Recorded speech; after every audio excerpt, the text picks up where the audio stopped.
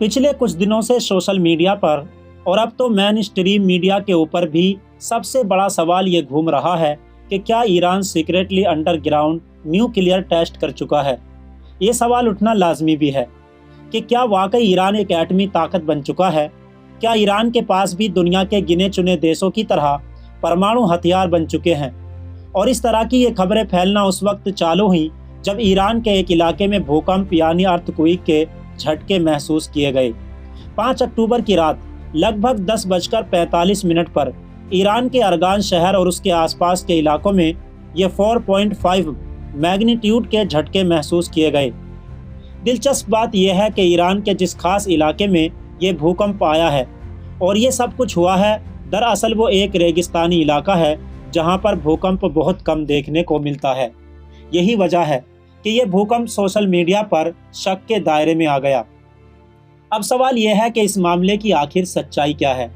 क्या ये कोई आम भूकंप था जो नेचुरली आता रहता है, या फिर ईरान ने कोई ऐसा काम कर दिया है जो मीडिया पर नजर ही नहीं आ रहा है, या फिर जानबूझकर मीडिया पर दिखाया ही नहीं जा रहा।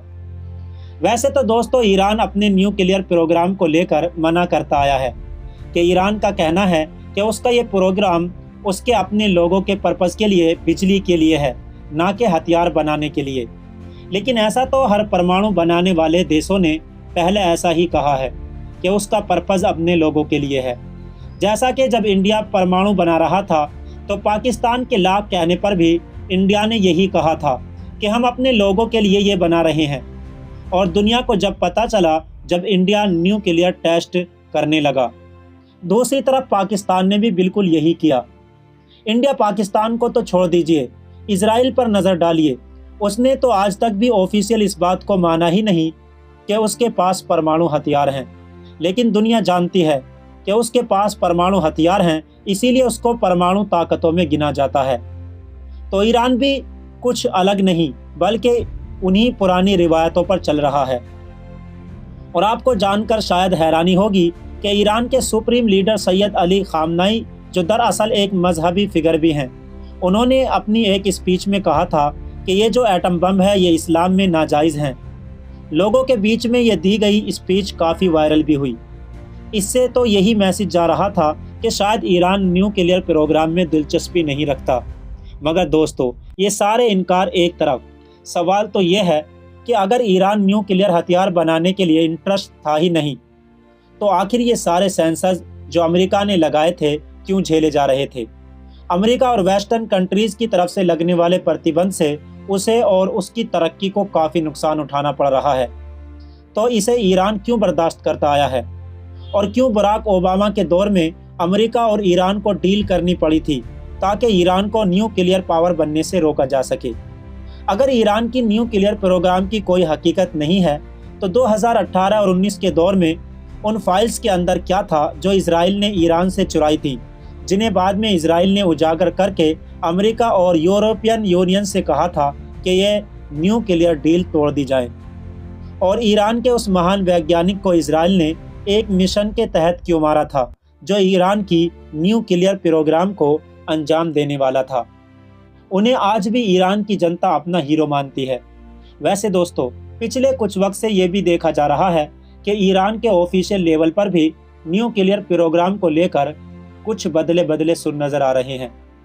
यहाँ पर यह बात भी क्लियर करना ज़रूरी है कि पिछले एक लंबे वक्त से ये दुनिया इस बात को मानती है कि ईरान का जो न्यूक्लियर प्रोग्राम है वो इतना एडवांस हो चुका है कि वो जब चाहें बड़ी आसानी के साथ और कम वक्त में परमाणु हथियार बना सकते हैं। खास बात यह है कि ईरान ने बहुत सारे खतरों को भांपने के बाद, पुरानी गलतियों से सीखने के बाद, उसने अपना सारा न्यूक्लियर प्रोग्राम अंडरग्राउंड रखा है। वो ज़मीन के इतने नीचे हैं जहां तक इजराइल और दूसरे दुश्मन देश पहुंच ही नहीं सकते, या अगर वो पहुंच जाएं और इस पर अटैक भी कर दें तो ईरान को कुछ ही वक्त लगेगा उसे दोबारा पहली हालत में लाने में।